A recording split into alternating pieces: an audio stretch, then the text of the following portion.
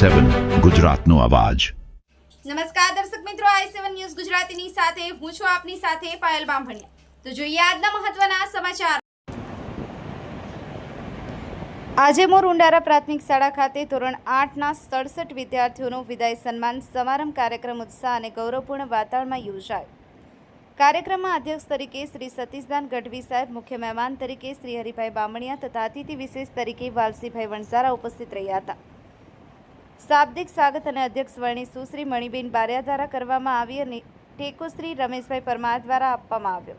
શુભાશીષ શ્રી લતાબેન પટેલ, શ્રી નરેન્દ્રભાઈ પટેલ તથા શ્રી જીગરભાઈ પટેલ દ્વારા આપવામાં આવ્યા।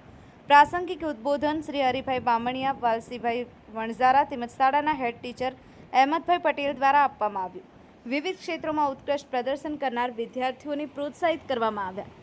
અધ્યક્ષ શ્રી સતીશદાન ગઢવી સાહેબ દ્વારા વિદ્યાર્થીઓને પ્રેરણાદાયી માર્ગદર્શન અને આશીર્વચન આપવામાં આવ્યા।